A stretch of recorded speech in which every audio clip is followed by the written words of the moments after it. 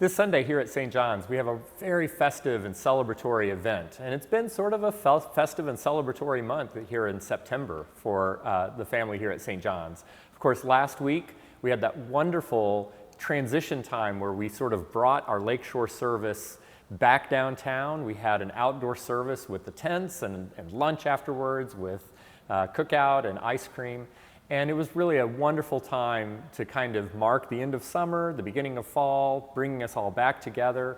Also a time for us to be fellowship, to really be a family, our St. John's family. Several people commented that this was the most fulfilling moment of fellowship that we've had here at St. John's since the beginning of the pandemic. And it was certainly wonderful to be able to gather safely and in a way that we could really enjoy all of the special bonds we have here as the family of Christ here at St. John's.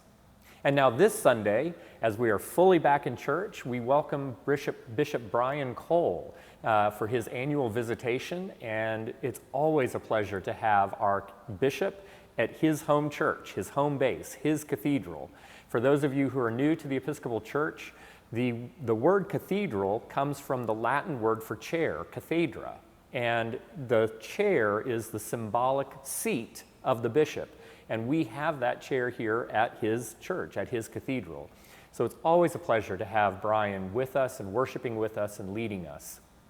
And it'll be really a terrific Sunday as we welcome 11 children, confirmands, and 9 adults, and a baptism. We have lots of a fairly large confirmation class. And so we can celebrate again that idea of journeying in our faith with our bishop. And it's great because of the way the Common Lectionary worked out and the readings that are assigned for this week, Brian has some fairly difficult stories to relate to that idea of walking in our faith. So it'll be really interesting to see how Brian pulls all of these disparate threads together, as he always does in his really illuminating sermons. In the Gospel, we have one of the most whimsical and almost even humorous stories, and yet one of the most conundrum-posing stories that Jesus gives us. It's that story of a poor man named Lazarus who is a beggar and who eats scraps from the table of a rich man. And the rich man significantly is never named. We know the poor man's name, but we never know the rich man's name. And yet when the two of them die, Lazarus goes to heaven, and the rich man goes to some kind of suffering, what we might think of as hell. Jesus does talk about a burning around him, and the rich man can look up into heaven and see Lazarus, and he begs Lazarus, would you simply dip your finger in the pool of water, that paradise water, and touch my tongue so I can have some relief? But of course there's this great chasm, a gap between them that prevents that.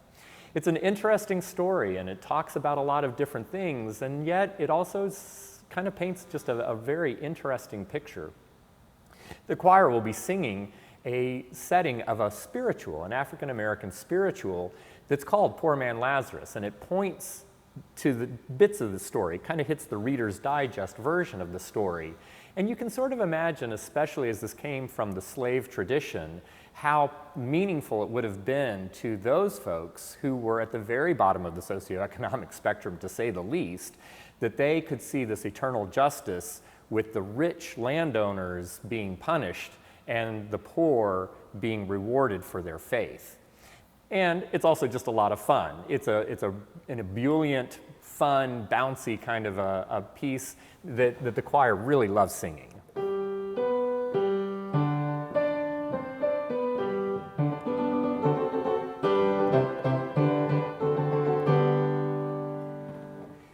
We'll also be singing from another folk kind of tradition. We'll be singing Open Your Ears, O Faithful People, with that Jewish melody. And then at communion, we'll be singing some really beautiful music from John Rutter. So we have a lot of kind of disparate things going on within that service.